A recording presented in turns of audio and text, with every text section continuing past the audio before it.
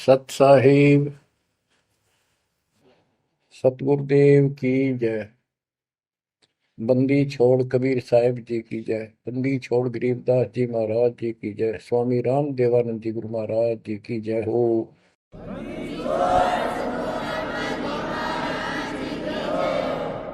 सर्व संतों की जय, सर्व भक्तों की जय, धर्मी पुरुषों की जय। श्री काशी धाम की जय, श्री सुडानी धाम की जय, श्री क्रोथा धाम की जय, श्री बरवाड़ा धाम की जय। सत साहिब गरीब नमो नमो सत पुरुष को, नमस्कार गुरु की नहीं। सुर नर मुनिजन साधुआ,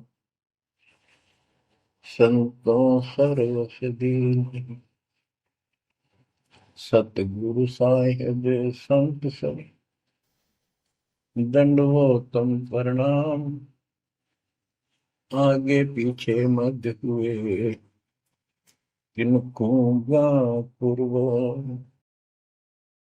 कबीर सतगुरु के उपदेश का, सुनिया एक विचार। जय सतगुरु मिलते नहीं, जाते नरक द्वार। नरक द्वार में दूत सब, करते खेचा तान। उनसे कभू नहीं छूटता, फिरता चारों खाने। कबीर चार खानी में भरमता, कबहू न लगता पार। सो फेरा सब मिट गया, मेरे सतगुरु के उपकार। जय जय सतगुरु मेरे की, जय जय सतगुरु मेरे की। सदा साहिबी सुख से वसियो, अमरपुरी के डेरे की। जय जय सतगुरु मेरे की, जय जय सतगुरु मेरे की। सदा साहिबी सुख से वसियो, सतलोक के डेरे। बच्चों, उस सतलोक की याद आती है, और जिस कारण से ये वाणी याद आती है तो शुक्र मनाया जाता है। आत्मा शुक्र मनाती है कि तुम तो सुख से जीवो, हमने तो कर्म फोड़ लिए।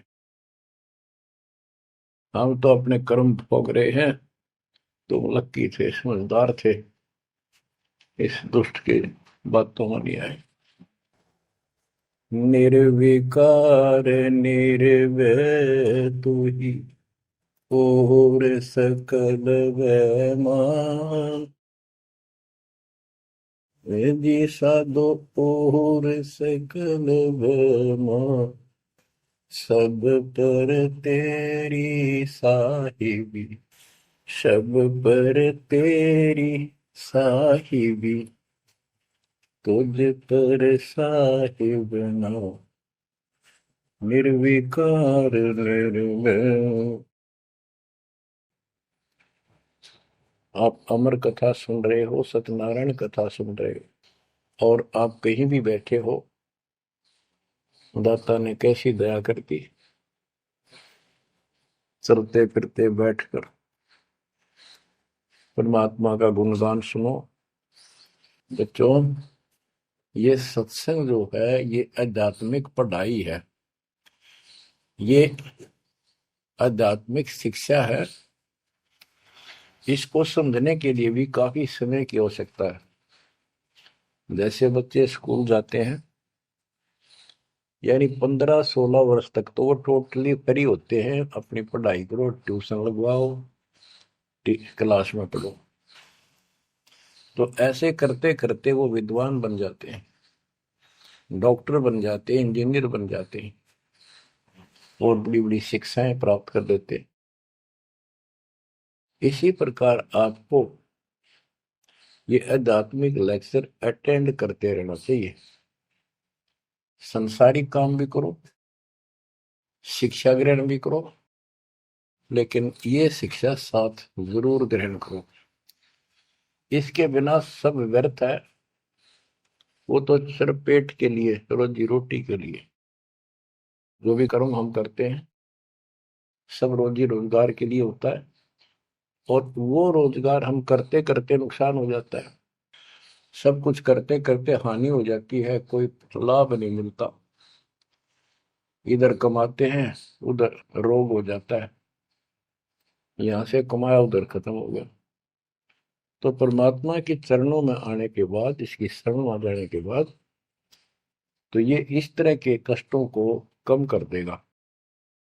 परमात्मा की महिमा भी ना सुने, भक्ति ना करें, और काम में ज्यादा ध्यान दें, कभी नुकसान ना हो जाए, और वो करते करते हो जाता है, फिर घर के रहते ना गांठ के।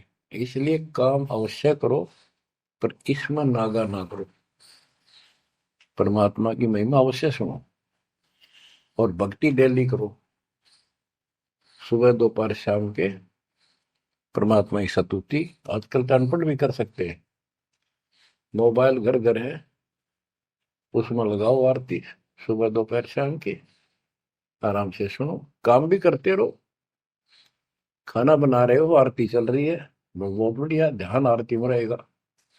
जैसे ड्राइवर गाड़ी चलाते हैं, ड्राइविंग तो बहुत सावधानी का काम होता है, लेकिन उसमें बातें करते रहते हैं, वो चलाता भी रहता है। इसी प्रकार इस समय का ऐसे सदुपयोग करो, श्रवण भी करो, गाड़ी भी चलाओ, तो आरती भी लगा लो, उसके अंदर चलते रहो, सुनते रहो। तो परमात्मा ने आपके ऊपर रजा करने में कसर नहीं छोड़ रखी।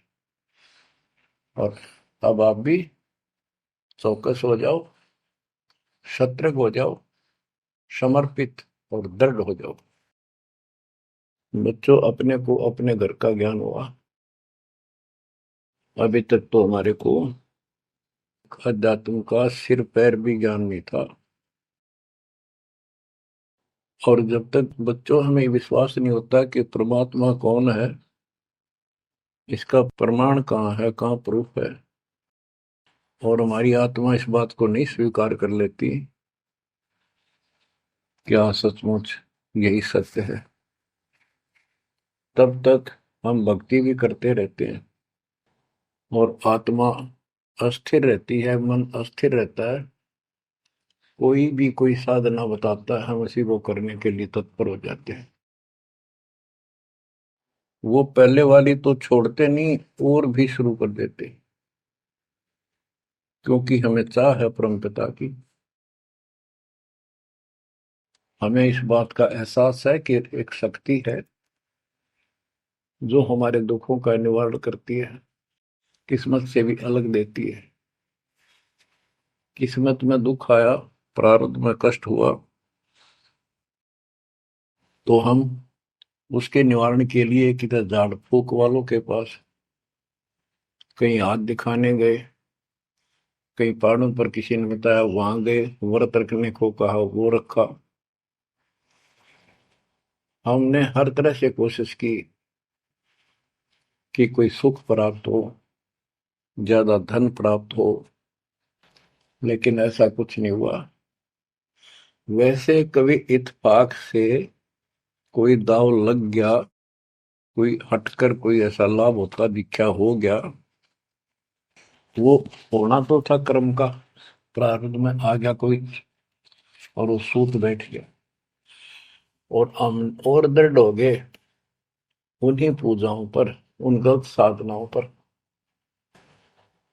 जो गीता में मना कर रखा है।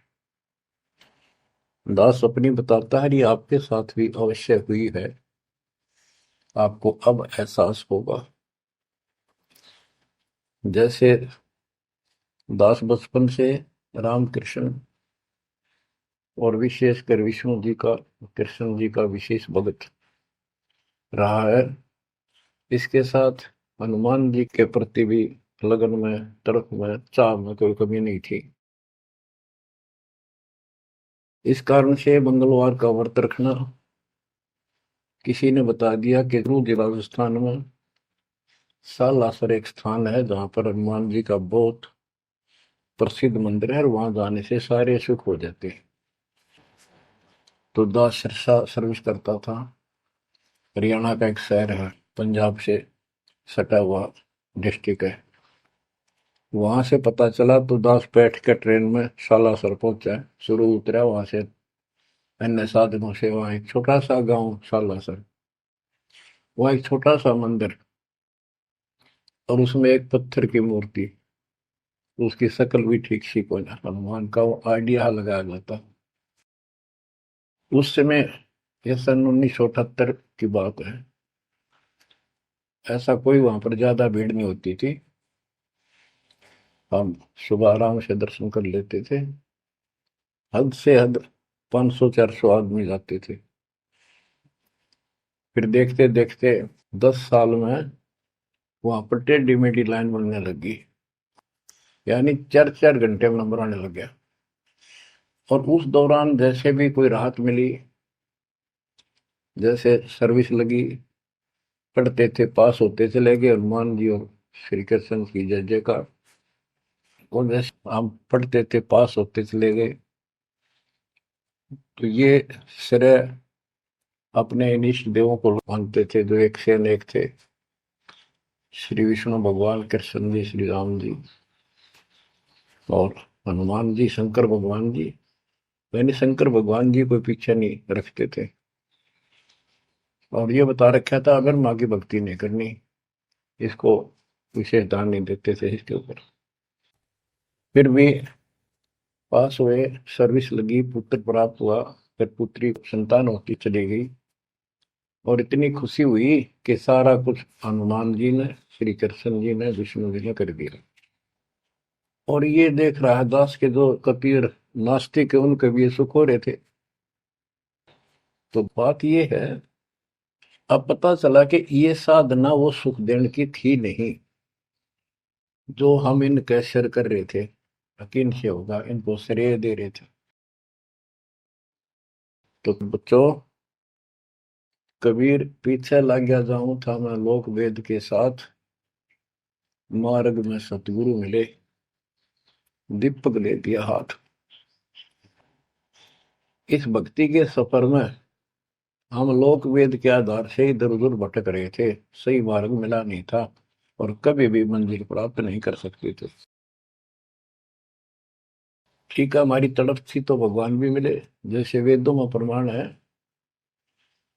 ऋग्वेद मंडल नंबर 9 सूक्त चमन मंत्र 3 में कि परमात्मा सबसे ऊपर के लोक में बैठा है।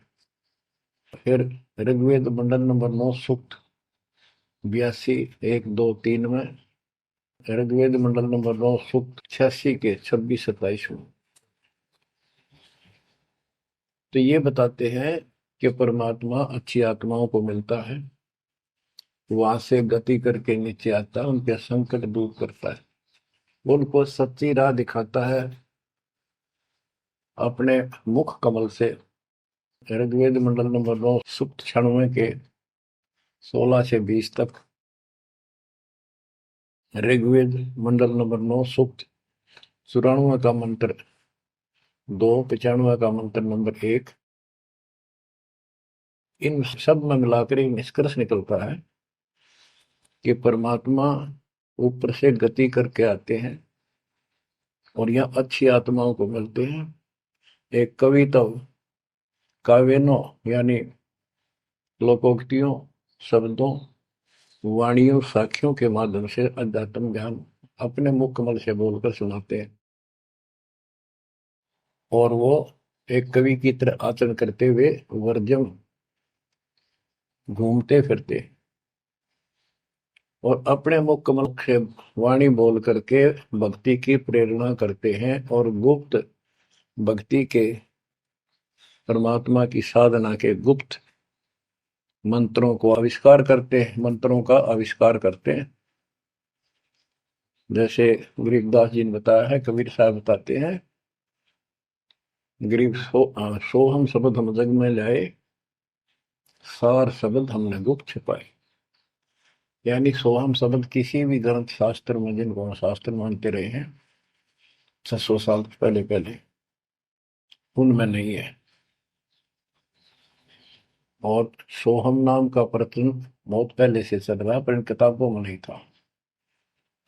क्योंकि कबीर साहब कहते हैं, हम बैरागी ब्रह्म पद सन्यासी महादेव, सो हम मंत्र दिया शिव जी को करे हमारी शेर। उनको ज्ञान समझा सबको। ज्ञान इतना गजब का है, एक बार आत्मा जरूर पकड़ लेती है और नाम की भी इच्छा करती है, तो उस समय जब परमात्मा अपने ज्ञान सुना रहे होते हैं, काल निकल जाता है उस आत्मा से,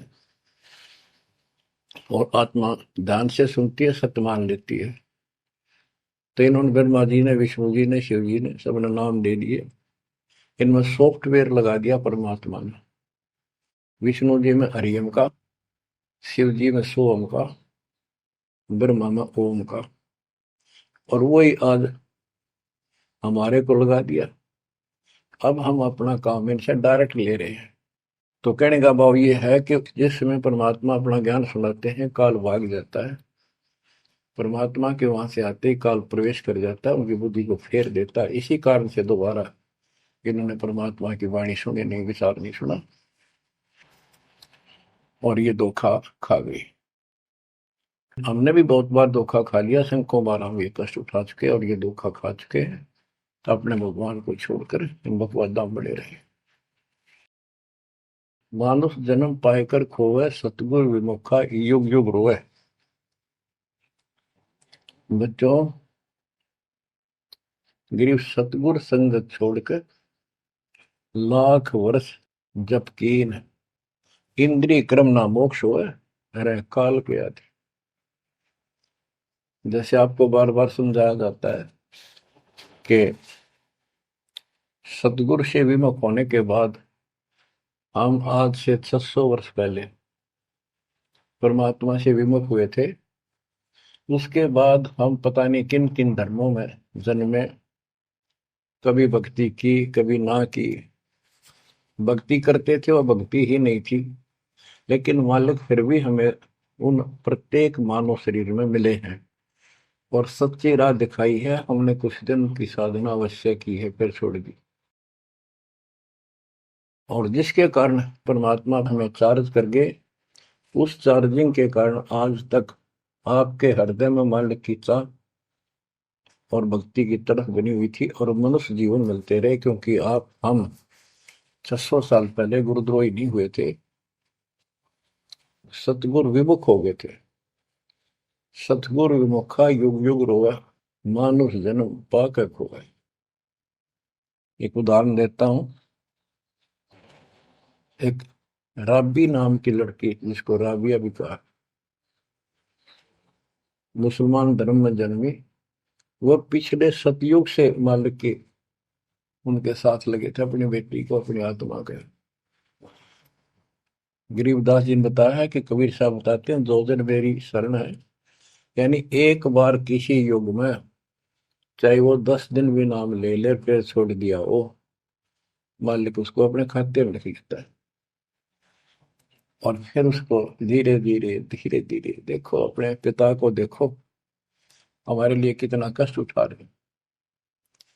उसको धीरे धीरे चार्ज करते रहते हैं, चार्ज करते रहते हैं, भक्ति की तरफ जन्म जन्मांतर बढ़ाते रहते हैं। उसी कर्म अनुसार, उसी क्रिया में वो लड़की आत्मा राबी बनी हुई थी। कि लड़की मुसलमान घर में जन्म था, 12-13 साल की बेटी थी, भेड़ बकरियां चरा रही थी। और वो सारी सृष्टि के रचनहार हमारे पिता अपनी बेटी के लिए उस जंगल में पहुंच गए, घास फूस पर बैठ के जाकर बेटी के पास मुसलमान धर्म जिंदा का रूप बनाया। हमारे अंदर एक धर्म कर्म की ये भी एक समस्या है कि हम अपने धर्म वालों को महत्व देते हैं, दूसरों से नफरत करते हैं। ये काल की चाल है। इसलिए दाता सौ सब क्षेत्र में करूं अपने धन के काज, हिरण्यकशिपु जो मार दूं, नरसिंह धर के साथ। अब्राहिम सुल्तान दम के बंदी बन के चले गए, एक नौकरानी बन के चले गए। क्या पड़ा था उनको? कोरडे खाए, नौकर बने, अपने बच्चे को नरक से निकालने के लिए कि तुम बालक को बुद्धि छोटी है, बच्चे की बुद्धि इतना काम नहीं करती, इस ज्ञान से आपकी बुद्धि विकसित होगी, आप कुछ दिनों में संकेत समझने लग जाओ। अब जैसे रबी को मालिक ने समझाया, तो बच्चों परमात्मा अपने उस बेटी, उस आत्मा के, राबिया के पास जाकर बैठ के जंगल में गर्मी सर्दी घास फूस के ऊपर बैठ के और उसको समझाने लगे, बेटी भक्ति किया करो। तो बच्ची थी, जैसे उस धर्म के अंदर जन्मी थी, उसमें जो साधना बताते थे उसको कहती कि हम करते हैं, ऐसे करते हैं, नमाज करते हैं, ईद बकरीद मनाते हैं। तो परमात्मा ने उनको काफी समझा, कई दिन लगातार जाते रहे, वे चले जाते फिर आ जाते। अंत में लड़की ने स्वीकार कर लिया, भगवान मुझे वो सच्चा राह बता दो जिससे मोक्ष मिले। परमात्मा ने उनको मंत्र दिए, ये मंत्र दे दिए पांचों, लेकिन ये नहीं बताया कि किस किस के हैं, क्योंकि इसके बताने की जरूरत भी नहीं है। या तो चाबी है, किसी भी खजाने की है या कोई और सामान वाले की है, उस ताले के लाओ, खुल जाएगा और उसमें जो सामान है आपको मिल जाएगा। फिर भी याद होना आवश्यक है कि ये इसमें यूं सामान है, इसमें ये सामान है। तो लड़की ने कुछ दिन मालिक की साधना की, 4 वर्ष। उसके बाद समाज के दरबाव में शानी होगी, उसने यहाँ तक फैसला कर लिया कि ये तो संस्कार बढ़ते चले जाते हैं, शादी ही नहीं कराऊंगी, विवाह नहीं कराऊंगी। उसने निकाह करने से मना कर दिया। माँ बाप ने कोशिश की, लड़की जवान होगी, लेकिन बिल्कुल स्पष्ट शब्दों में कह दिया, मैं विवाह नहीं करूंगी, मैं अल्लाह खुदा को प्राप्त करूंगी। माँ बाप परेशान हो गए कि बच्ची है, इसने तो जिद लगा ली, और इसका जीवन कैसे पार होगा, कैसे पास होगा, तो हो ही नहीं सकता। बच्चों ने कहा, बेटी या तो निकाह कर लेना, हम दोनों मरेंगे। लड़की ने सोचा, चल माता पिता की हत्या का क्यों सिर पर दोष लूं, आगे अपने पति से बात कर रहे हैं। निकाह हो गया। मुसलमानों के अंदर लड़की से अपनी राय पूछी जाती है विवाह के समय कि क्या आपको ये विवाह मंजूर है, निकाह कबूल है। लड़की यस कर देती है तो विवाह होता है, न तो नहीं होता। ये स्वतंत्रता बेटी को है। उसने यस कर दी, विवाह होगा। उनका पति बहुत बड़ा अधिकारी था, अफसर था, साहब था। मुसलमानों में एक से अधिक विवाह भी हो जाते हैं, सामान्य बात है। तो उसने यही विचार किया था कि तो शादी और कर लेगा, वहां दबाव बनाऊंगी, ना तो मर जाऊंगी और क्या इलाज है। तो उसने अपने पति से अपना उद्देश्य बता दिया, मैं भक्ति करना चाहती हूँ, मेरी कतई तमन्ना नहीं है कोई शादी और बच्चे पैदा करने की। यदि आप मेरे साथ जबरदस्ती करोगे तो मैं सुसाइड करूंगी। उनका पति भगवान से डरने वाला मुसलमान था, वास्तव मुसलमान था। उसने कहा, राबिया आपने निकाह कबूल क्यों किया, ये बता। उसने कहा कि मेरी मजबूरी थी, मेरे माता पिता मर जाते, मैं वो दोष नहीं लेना चाहती थी। उनका भी काम बन गया। कि आप बताओ आपका क्या इरादा है। मेरा फाइनल है, या तो मौत या अपनी भक्ति करूंगे। इतना दृढ़ विश्वास देखकर उसने कहा कि राबिया कोई बात नहीं, आप भक्ति करो, मैं अल्लाह के मार्ग में बात नहीं बन सकता, मैं भी भगवान से डरने वाला हूँ। लेकिन जैसे आपकी लोक लाज के कारण आपके पिता की समस्या प्रबल थी, इसी प्रकार समाज हमारा भी है, लोक लाज हमें भी है। आप मेरी दृष्टि में, मेरी तरफ से तो मेरी सिस्टर होगी, समाज की दृष्टि में मेरी वाइफ बन के रहना होगा। वो बोली मुझे मंजूर है। उसके लिए अलग व्यवस्था कर दी, अपनी भक्ति कर, किसी चीज की कमी नहीं आने देंगे। उसने अपनी और शादियां कर ली। अब वो 50 साल की होगी, सब देखा कि ये तो बिल्कुल देवी का रूप है, पलक भी उठाकर नहीं देखती। ये पिछले संस्कार थे, वो बैटरी चार्ज थी, उसमें चाह थी, आगे बैटरी लगी नहीं है, धीरे धीरे नष्ट होगी। या रोड मारा काल मारी, ये बहुत बड़ा षड्यंत्र है। सतगुरु कबीर साहब ने इसको कोई खोल नहीं सकता, इसे बचा भी नहीं सकता। इसलिए सतगुरु की शरण नहीं छोड़नी चाहिए। उसने अपने पति, जो संसारिक दृष्टि के पति से कहा कि मैं हज करने जाना चाहती हूँ।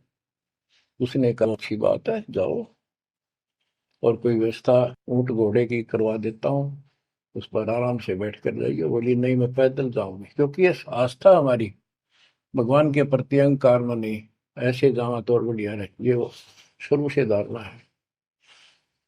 उस समय साधन भी नहीं होते थे, ऊंट घोड़े होते थे, रेगिस्तान में ऊंट ही चलते थे। बोली नहीं, मैं पैदल जाऊंगी। राबिया पैदल जा रही थी, रास्ते में कुआं था, उसमें बाल्टी और रस्सा नहीं था। एक कुतिया वहां पर बहुत बुरी तरह रो रही थी, कभी कुएं की तरफ जा रही थी, राबिया के चरणों की तरफ आ रही थी। वो समझ गई कि प्यासी है और साथ में बच्चा है, मरेगी की बच्चे भी मरेंगे। आओ देखा ना ताओ देखा, दया बिना दरवेश कसाई। वो दरवेश थी, संत थी, दयालु थी, असली मुसलमान थी। उसने अपने बाल पाड़े सिर के, रस्सी बनाई लंबी, वो 100 फुट नीचे पानी होता था, और फिर अपने कपड़े निकाल कर शरीर के उसके बांध कर नीचे भिगो के बाहर टपकाए, निचोड़े एक मटके के टूटे हुए पात्र में। कुतिया ने जी भर का पानी पिया,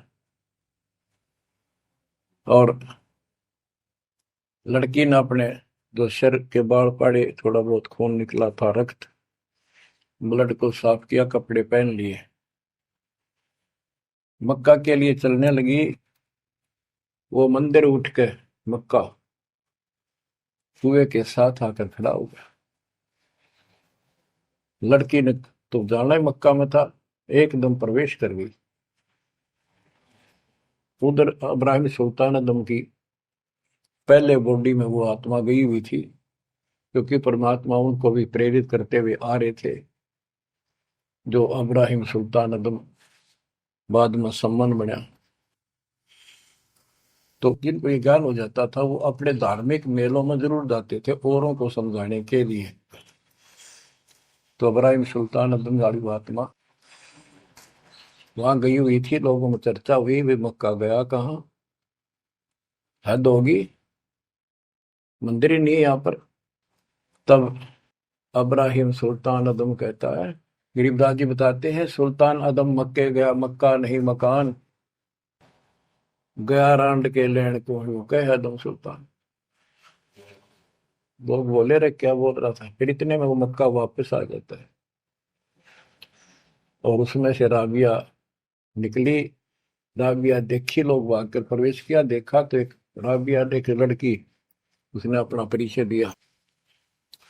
पूरे मुसलमान समाज में ये बात फैल गई, चर्चा का विषय बना कि भक्ति हो तो राबी जैसी, भक्ति हो तो राबी जैसी, जिसके लिए मक्का उड़कर चला गया जहाज के समान, एयरप्लेन के समान। तो वह हज के लिए गए हुए व्यक्ति इब्राहिम सुल्तान से बोले, अरे भले आदमी, तो एक देवी को क्या कह रहा था, गया रांड के लेने को, नो कह तुम सुल्तान, एक नकमी आत्मा को यो मक्का लेने गया है। तेरा तो भाई दिमाग खराब हो गया, ऐसी देवी के बारे में ऐसे शब्द बोले, तुझे पाप लगेगा, दोजख में जाएगा। तब उसने उनको बताया, ये कभी आत्मा इसके लिए आए थे, इसको वहां मिले थे ऐसे ऐसे, और इसने वो सत भक्ति छोड़ दी, क्योंकि परमात्मा साधु रूप में कहीं प्रकट हो जाते हैं, ये उनका एक नियम है, अच्छी आत्माओं को मिलते रहते हैं। तो उस इब्राहिम सुल्तान वाली आत्मा को बताया था कि ऐसे एक राबी नाम की बेटी है, उसको भी मैंने ज्ञान दिया, पर नालायक ने वह भक्ति छोड़ दी दुख पाव में। तो उसने बताया कि इसको सत भक्ति मिली थी, डरे डोना ही है यार, उस पिछली साधना के कारण ये सब कुछ हो रहा है। परंतु उन लोगों के अबन में कहाँ समाने वाली थी अब बात, दो अक्षरों में। उस जीवन को पूरा करके वो लड़की, वो आत्मा अगले जन्म में एक बांसुरी नाम की लड़की बनी, जन्म हुआ। धार्मिक शब्द सुनाया करती थी, बड़ी प्रबल, क्योंकि प्रेरणा थी उसमें भी अनमैरिड रही वो। और यहां तक विचार कर लिया कि ये सुना है मक्के में जो मरता है वो सीधा जन्नत में जाता है, स्वर्ग में। तो इससे बड़ी अवसर कहाँ मिलेगा अगर दोस्ता होगी। मक्के में अपनी गर्दन काट दी और चढ़ा दी, सब जगह ये चर्चा होगी, भाई बांसुरी तो जन्नत में जाएगी, सीधे दरवाजे खुले हैं। अब बताओ, वो तो लोक वेद था, तत्व ज्ञान क्या कहता। उसके बाद वो लड़की अगले जन्म में फिर लड़की रूप में जन्मी, युवा होकर वैश्या का जीवन दिया, सारा जीवन गंदे कर्म करो, एक भी अच्छी सोच नहीं थी। छोड़ दिए कर्म काल में, मानुष जन्म पाकर खोए, सतगुर विमुखा युग युग रो। वो फिर मर गई उस गंदे जीवन को भोग कर, पाप इकट्ठे करके ढेर ला गए। उस 3-4 साल की साधना से उसको मनुष्य शरीर मिलते रहे। उस दौरान परमात्मा ने कोशिश की, लेकिन वो रंग में रंग चुकी थी। बांसुरी वाले में खुद गायक बन गई, लोग प्रशंसक हो गए, बड़े बड़ी अल्लाह का ज्ञान सुनाती है। और वैसा बनने के बाद उसी कर्म वैसे फूट लिए, अच्छे बात समझ में नहीं आई। वो फिर मृत्यु को प्राप्त हुई, वैसा का जीवन, गणका का जीवन भोग कर फिर वो शेख तकी नाम के एक धार्मिक मुसलमान पीर के घर जन्म लिया बेटी के रूप। 11 वर्ष की, 12 वर्ष की आयु पूरी करके वो मर गई, समय संस्कार पूरा हुआ। परमात्मा कहते हैं, सोचल छिदर मैं करूं अपने जन के काज, उस आत्मा को फिर अपने चरणों में लेना था, अपनी प्यारी आत्मा। जो जन मेरी शरण है ताका हूं मैं दास, केल के लाग्या करूं जब लग धरती आकाश। तो कारण बनाया, शेख तकी के मन में ये धारणा पैदा की कि राजा सिकंदर लोदी से, जो उसका धार्मिक पीर था शेख तकी, उसने कहा कि आप कहते हो इसने, कबीर ने रामानंद जी को जीवित कर दिया, गर्दन काट दी थी आपने, और आपका जलन का रोग ठीक कर दिया, कमाल जिंदा कर दिया। वो तो वैसे उसने सदमे में था, वो ऐसे वैसे हो जाता, इत्तेफाक उसको जीवित होना था, इसका कबीर का नाम बन गया। जब जानू मैं इसको, मेरी बेटी को जिंदा कर दे जो कब्र में दबी हुई है, 15-20 दिन हो गए। तो कबीर साहब से कहा गया, कबीर साहब ने कहा कि आसपास के लोगों को बता दो कि आ जाओ, एक कमाल होगा। उस शेख तकीर ने ढिंढोरा पिटवा दिया कि इसकी बेइज्जती हो तो छक्का हुआ है, मूर्ख बना रहा। उधर कबीर साहब ने कह दिया कि भाई खूब बुला लो, आसपास जितने बुला सकते हो, सबके सामने देखते हैं परमात्मा की क्या रजा होती है। हजारों व्यक्तियों के सामने कबीर साहब ने कहा, एक शेख तकी की बेटी जीवित हो जा। कब्र खुलवा दी, उसमें 100 पड़ा था। कहा एक शेख तकी की बेटी जीवित हो जा, लड़की नहीं जीवित हुई। फिर दोबारा कहा, फिर भी जीवित नहीं हुई। शेख तकी नाचन लग गया, खुल गई पोल डोगी की। देखो ये बकवाद करता था, सुन लो भाई, है डोंगी पाखंडी झूठा। तो परमात्मा ने कहा कि शेख तकी तू कोशिश कर ले। तो और दूसरे बोले, जी ये कुछ करने जोगा होता था, अपनी बेटी ने कौन मिट्टी में दाबा है, आप पर दया करो। तब कहा है कबीर की बेटी, जीवित हो और बाहर आ बेटा। इतना ही कहना था। सारा शरीर में कंपन हुई, डेड बॉडी जीवित होगी और उठ के बेटी बाहर आ गई। मालिक के चरणों में मस्तक टेका। 1.5 घंटा तक अपनी पिछली गलतियां और कबीर भगवान की समर्थता सबके सामने बताई और कहा कि ऐसे ऐसे मुझे ये भगवान मिले थे अल्लाह। ये खुद अल्लाह अकबर है, पूरी सृष्टि के रचने वाले, सबके दुख दूर करने वाले। मेरे कर्म फूट गए, मैं इनको छोड़कर ऐसे ऐसे गंदे जीवन जी के मैं आज फिर इनकी कृपा हुई, मैं कोई मनुष्य जीवन शेष नहीं था। पशु पक्षी बनने वाली लाइन में खड़ी थी, ये परमात्मा वहां पहुंचे और धर्मराज के दरबार से मैं मुझे पेश किया, वहां से मेरे कागज निकाल दिए और मुझे साथ लेकर यहाँ के छोड़ा है। बोलो सतगुरु देव की जय हो, बंदी छोड़ कबीर साहिब की जय हो।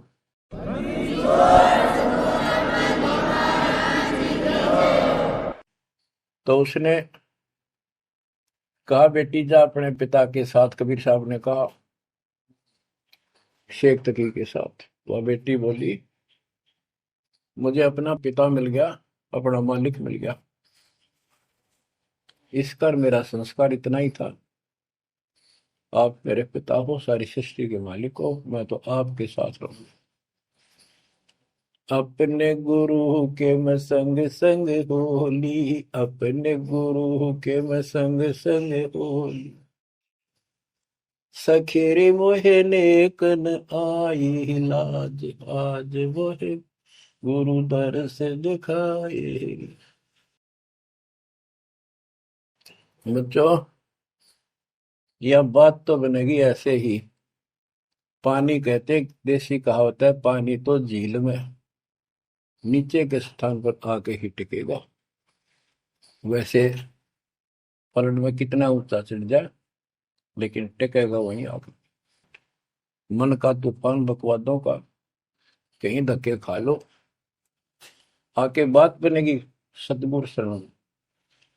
तो कहते हैं गरीबदास जी का है, गरीब सतगुरु संगत छोड़कर लाख वर्ष जबकि इंद्रिय कर्म ना मोक्ष हो, रहे काल के आखी।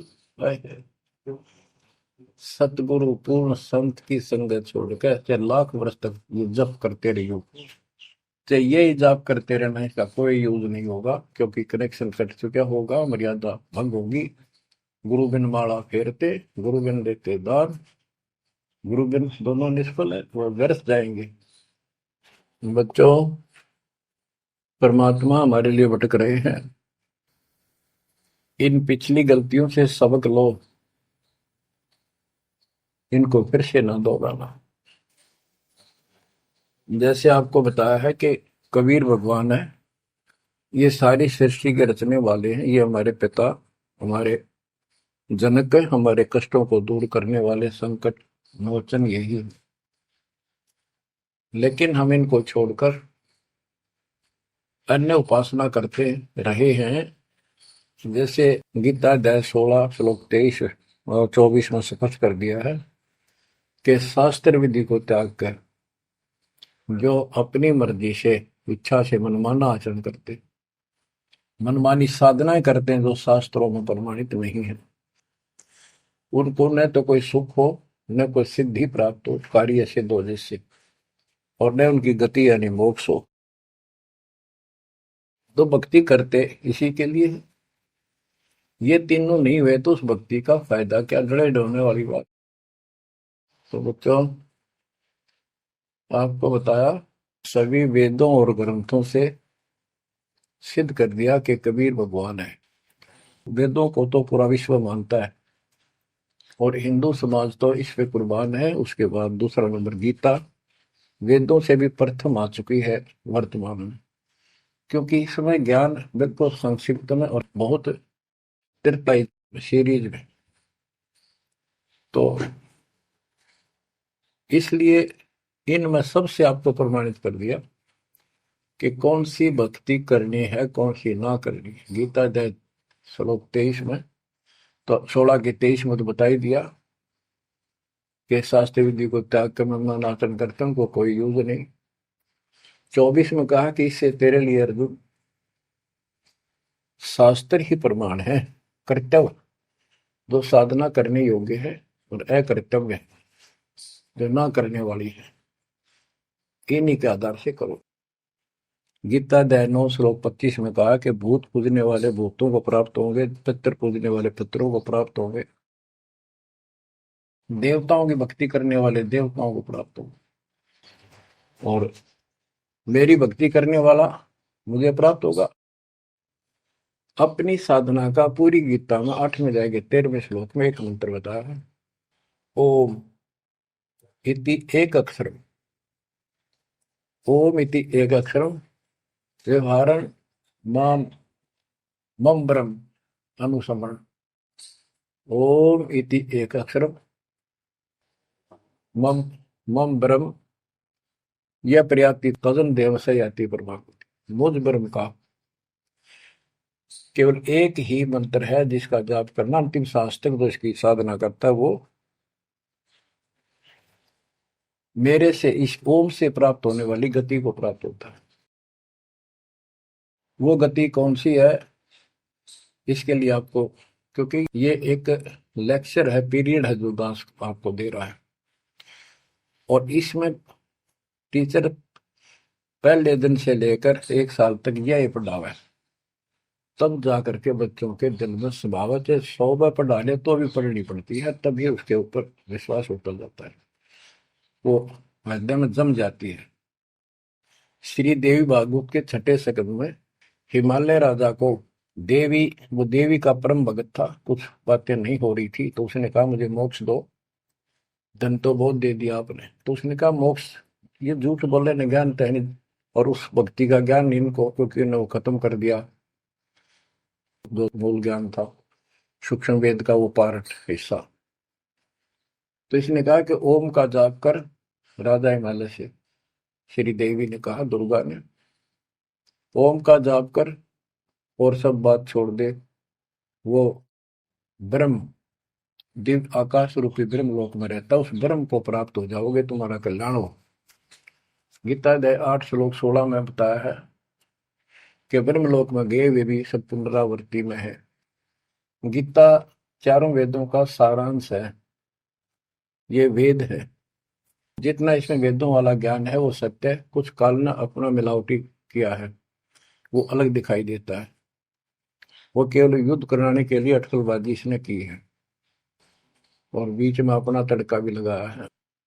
वो साफ निर्णय हो गया, क्योंकि सूक्ष्म वेद सब कुछ है, उससे सभी छट गया अलग अलग से, ये गलत है ये ठीक है।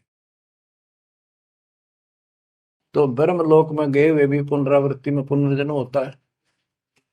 गीता अध्याय 4 श्लोक 5 में इसने स्पष्ट कर दिया, अर्जुन तेरे मेरे बहुत जन्म हो चुके हैं, तू नहीं जानता नहीं है।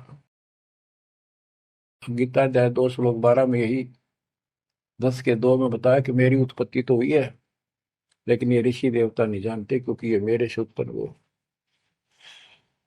फिर उस ज्ञान को, जैसे जहां से शुरुआत हुई थी कि परमात्मा सतलोक से सबसे ऊपर के लोक में रहता, वहां से चलकर गति करके आता है, अपना सच्चा ज्ञातम ज्ञान खुद बोलकर बताता है। गीता अध्याय 4 श्लोक 32 में, ये कोड वर्डों में है गीता ज्यादातर, उसमें बताया कि जो ज्ञान ब्रह्मणे मुखे सचिदानंद घन ब्रह्म ने अपने मुख कमल से बोली वाणी में बोला है, उस वाणी में विस्तार के साथ लिखा है, उससे ये पूर्ण मोक्ष होगा, फिर कभी जन्म मरण नहीं होता। उसके बारे में 4थे अध्याय के 34वें श्लोक में कहा है कि उस ज्ञान को तत्वदर्शी संतों के पास जाकर समझ, उनको दंडवत प्रणाम करने से, कपट छोड़कर उनकी सेवा करने से वो तत्वदर्शी संत जो तत्व ज्ञान का उपदेश करेंगे। गीता अध्याय 15 श्लोक 1 में स्पष्ट कर दिया है, जो इस उल्टे लटके हुए संसार रूपी वृक्ष की के सभी विभाग का नारा नारा ज्ञान बता देता है, सभी विभागों का पार्षद सवेदवित वो वेद के तात्पर्य को जानने वाला है।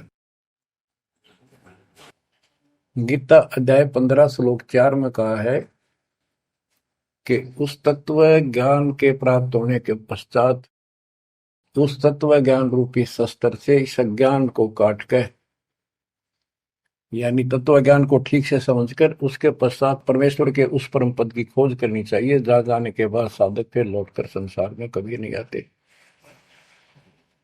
और उसी की भक्ति करो जिसने सारे संसार रूपी वृक्ष को बनाया है, सृष्टि रची है। बच्चों, ये है वो तत्व ज्ञान, ये है वो मूल ज्ञान, सार ज्ञान निष्कर्ष निकाल के रख दिया गया है। अब गीता बोलने वाले ने कहा है कि उस तत्व ज्ञान के अंदर सब कुछ निष्कर्ष है, उसको समझो। यही कुरान शरीफ के अंदर, कुरान मजीद के अंदर सूरत फुरकानी 25 आयत 52 से 59 में यही स्पष्ट किया है। वो कबीर नाम का परमात्मा है जिसने सारी सृष्टि रची, जिसने सब आपको संतान माता पिता का रूप दिया, सबके कर्मों को वो काटने वाला है, सबके कर्मों को ठीक से जानता है। 6 दिन में सृष्टि रच के जो 7वें दिन तक पर जा विराजा, उसकी खबर किसी बाखबर से पूछो। गरीबदास जी कहते वेद कतेब एक है भाई, और वेद कतेब का ज्ञान है दूर, वो संतों का मार्ग दूर। ये अधूरा ज्ञान है, जब इसमें स्पष्ट है ही नहीं, जब ये कह दिया कोई और बताओगा तो वो और अब आपके सामने है, आपको प्राप्त हो चुका है। अब भी बच्चों नहीं समझोगे तो कौन सी विधि अपनाए जो आपकी आंखें खोलाए। कबीर द्वार धनी के पड़ा रहे, धक्के धनी के खावे, 100 काल जो ही पर द्वार छोड़ नहीं जावे। अब आपने इतना करना है, इस ज्ञान को समझकर मालिक से दूर ना होना, सतगुरु विमुखा मत हो जाना। इसमें आपको अच्छा लगे चाहे कोई कष्ट लगे, वो कष्ट भी गॉड गिफ्ट होगी। हो सकता है पता नहीं कौन सा पाड़ सा कष्ट आपका हल्के में टल रहा हो, पर जल्दी ना करा करो। और तो धरती पर कहीं जा रही हो तुम्हें कभी राहत नहीं मिलेगी। तो बच्चों, मानत ना मन मोरा साधो, मानत ना मन मोरा रे, बार बार मैं ये समझाऊं जग में जीवन थोड़ा रे, बार बार मैं ये समझाऊं जग में जीवन थोड़ा। दुविधा दुर्मति चतुराई में जन्म गया नर तोरा रे, अब भी आने में लो सत्संग में, करो गुरु ज्ञान पर गौरा रे। अब भी आने में लो सत्संग में, करो गुरु ज्ञान पर गौरा रे। शरण पड़े को गुरु संभाले, जाने का बालक भोला रे। कह कबीर तुम चरण चित राखो, जो सोई में डोराए। कह कबीर तुम चरण चित राखो, जो सोई में डोरा रे। मानत ना मन मोरा साधो, मानत ना मन मोरा रे, बार बार मैं ये समझाऊं जग में जीवन थोड़ा रे। बच्चों, जैसे धागा सुई में चिपका रहता है, ऐसे लटके रहियो परमात्मा के दास के चरणों, मोक्ष मिलेगा सत साहिब।